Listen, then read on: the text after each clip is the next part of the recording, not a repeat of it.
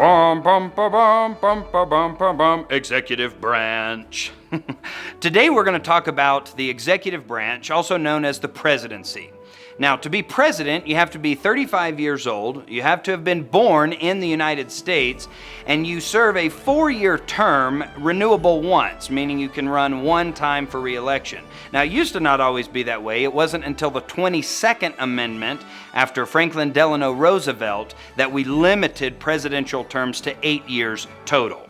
Now, being president is an incredible opportunity. You're the leader of the free world. Your compensation is tremendous, $400,000 a year, plus a whole bunch of other expense accounts. You've got the Secret Service protecting you. You get to ride around in cool vehicles, and you have your own plane. How sweet is that? Now, as a president, if for whatever reason you become incapacitated, then the vice president is going to take over. This is part of that executive branch. After that, we have 2 legislative people that would become president, but then after, in the presidential line of succession, everybody else is a cabinet level secretary that would end up succeeding if the president and the vice president and so on and so forth were incapacitated. Now, this is important to know because the executive branch is not just the president of the United States, but involves all sorts of cabinet departments. Think about the Secretary of State. That's the executive branch. Think about the Secretary of Defense. The entire military falls under the purview of the president within that executive branch authority. Now, as president, you're the chief executive of the United States. You're like the guy, if you know what I mean.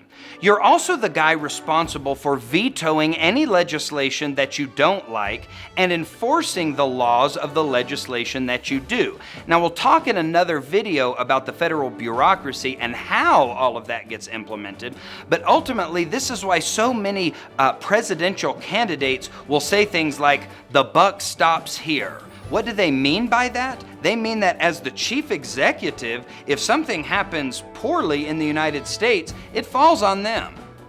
The president is also responsible for appointing federal judges. Now, these have to be confirmed by the United States Senate, but think about the power and the responsibility that a single president gets to have in putting justices all over the nation, not just at the Supreme Court, but at the appellate court level and even at the trial, those district court levels. That's incredible.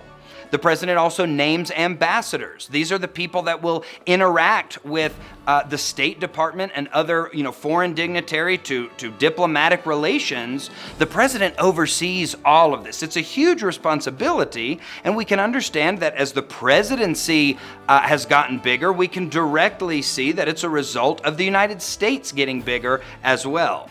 Now, the president is not directly involved in writing budget legislation. In other words, the president can't arbitrarily wake up one morning and say, "I want to spend X amount of dollars on this, this, and this." He can't do that. That's Congress's job. But as the presidency has expanded, we see more and more of this idea of the president's budget. He actually gives this budget to Congress, and Congress either, if the parties are in line, will pass all or most all of it. And if the parties are somewhat divided, well, then of course there's going to be that negotiating that takes place, that compromise, if you will. This is important because the Office of Management and Budget came around to help the president decide his domestic policies. And this is important too because as president, when the media focuses on you, when your constituents, the entire nation, focus on you, even Congress focuses on you, you get to really steer the ship as that chief executive however you want to go, wherever you want to take it. So what happens if you do something wrong as president? Is there any legal recourse against you? Well, yes, there is. There's what we call impeachment. And we'll talk about the specifics of impeachment in our video on Congress, but we've only had 3 presidents impeached in United States history. They were President Andrew Johnson, President Bill Clinton, and President Donald Trump.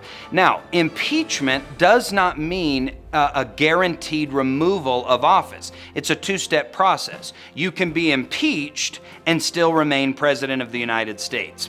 If you were removed from office, the vice presidency would assume the presidency.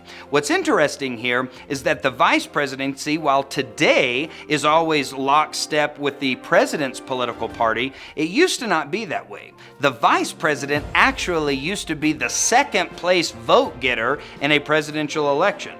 Can you imagine now if you were against somebody that you were running for president, and if they lost, you get to be the president, but they're right there in your ear? This is the heartbeat away kind of thing. Who are you most worried about at this point? You might be worried about the vice president who knows one heartbeat, huh? So it's a very interesting dynamic now that the vice president more serves to help balance the ticket for a president, or help where a presidential candidate might be weak. A vice president can come in and help really unify that ticket and unify that base of support. The executive branch is a very complex branch of government, and it's a very sophisticated one too. The beauty of it is that it's very easy to study because that's what the American people most often think about. But it's listed as the second branch of government in the Constitution. The legislative branch was supposed to be the priority branch, followed by the executive. We've kind of flipped that today, but nonetheless, studying the executive branch is an incredible opportunity to grow your understanding of American government.